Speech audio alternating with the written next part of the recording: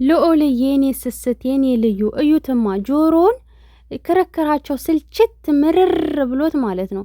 ጆሮውን እየደፈነን ያለው በጣም መሮታል ሲጀመር ማለት ነው።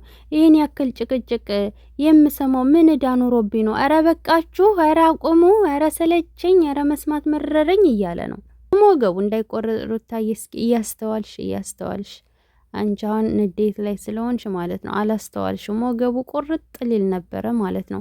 ሰላም ሰላም፣ ውድ ቤተሰቦች ሰላማችሁ ይብዛ። ለዚህ ቻናል አዲስ ሆናችሁ ሰብስክራይብ፣ ላይክ፣ ሼር እያደረጋችሁ ቤተሰብ ሆኖ ኮፒ ሊንክ አድርጉልኝ የኔ ማሮች የኔ ፍቅሮች ማለት ነው። ኮፒ ሊንክ አድርጉልኝ ከፈጠር ታገኙታላችሁ። ቀዘቀዘ ተመታ ቻናሉ እና ሩታዬ እንደምታዩት ትናንትና ልጁን አቅፋው እያለ ልዑልዬን ጭቅጭቃቸው ምርር ብሎ ስልችት ብሎ ኧረ በቃኝ፣ ኧረ እናንተን ጭቅጭቅ መስማት ሰለቸኝ እስከሚል ድረስ የምር ቃላት አውጥቶ አልተናገረም እንጂ ያው በምልክት እየተናገረ ነው። እና ጆሮም በቃ ወይ ደግሞ አይታችሁታል እናቱን ሲያገኝ ማለት ነው ሰፍ አለ ማለት ነው።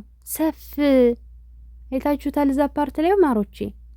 በቃ እናቱ ስትመጣ ልክ እጇን ስትዘረጋ እጁን ዝርግት አድርጎ ማለት ነው በቃ ደስ አለው ማለት ነው። የኔ አባት ወይ ፈጣሪ ያሳድግህ።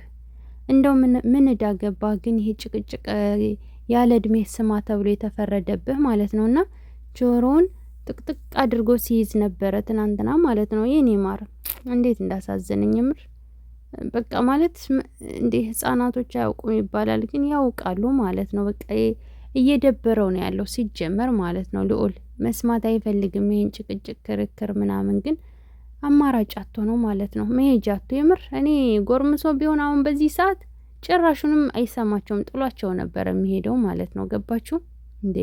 ወይ እናቱን ወደዛ እኔ እንጂ ሌላ ቦታ ብላም ብሎ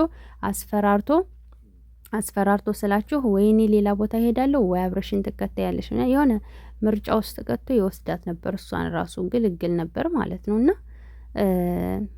ፈጣሪ ያሳድግ ብቻ የኔ ማር የኔ ልዩ